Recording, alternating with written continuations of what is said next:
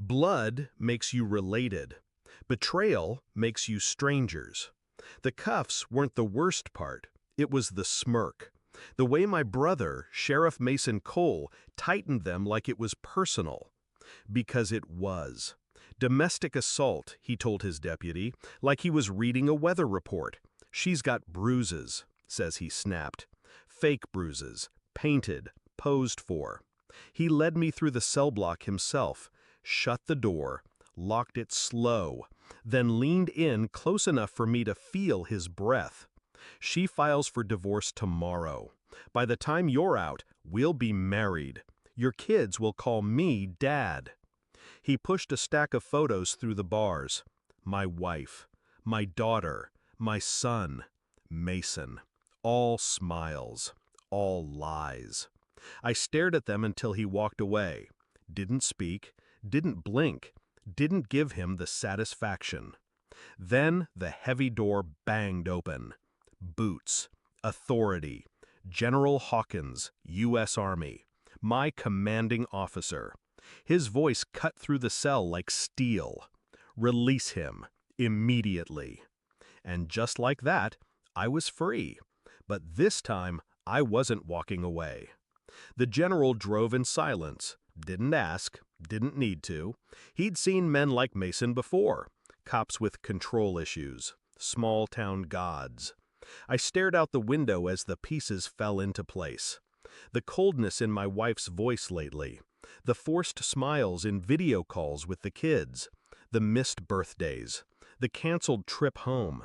The bruises were staged, the story rehearsed, and the sheriff, he just played judge and jury. Mason was always the forgotten son, the one Dad overlooked. While I became a decorated officer, he settled for a badge and a chip on his shoulder. He didn't just take my place, he tried to erase me. And I almost let him. Because I was out there fighting a war, and didn't know one had started at home. I didn't go home. I went off-grid. Cheap motel, private investigators, paper trails. It didn't take long. Hotel bills charged to my wife's forgotten card. Dozens of phone calls at night.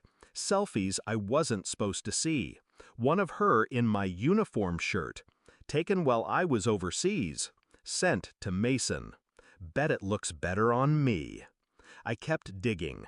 Mason's re-election fund? Dirty.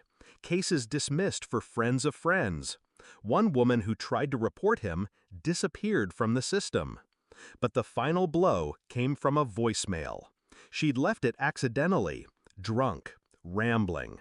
If he doesn't fight back, we win. Mason said we just need him out of the house long enough. She laughed, then whispered, "He'll never see it coming." They were right. Until now, I compiled everything. Bank records, photos, audio files, surveillance from hotel lobbies. I printed every lie and sealed it in a black envelope. Then I handed it to the one man Mason couldn't buy, Mayor Jacob Reed. He read the whole file without speaking, only flinched once, on the photo of Mason kissing my wife, while my daughter held his hand. I walked out without a word. The press got it first, then the governor's office, then internal affairs. By Friday, Mason was suspended. By Monday, he was under federal investigation. He never saw it coming. But I watched every second of it unfold. I waited until the world stopped spinning. No reporters, no press. Then I walked up to his front door. He opened it with a sneer. "You think I'm finished?" I didn't speak. I handed him one last envelope. Inside, photos of my kids, safe, happy, living with me, and a signed court order, full custody, her parental rights revoked. His face drained, mouth opened, no sound.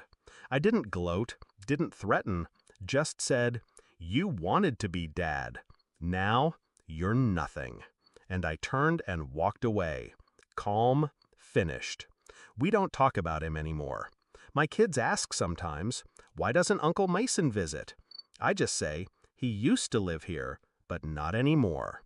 My daughter doesn't flinch when I hug her. My son laughs again. They sleep with the doors unlocked now. And so do I. As for their mother, she signed the papers. No fight, no goodbye. Maybe because deep down, she knows. I never needed to scream or threaten or burn anything down. I just told the truth and let it do what fire never could, bury the liars. Final line, he wanted to be my brother, so I let him drown in my silence.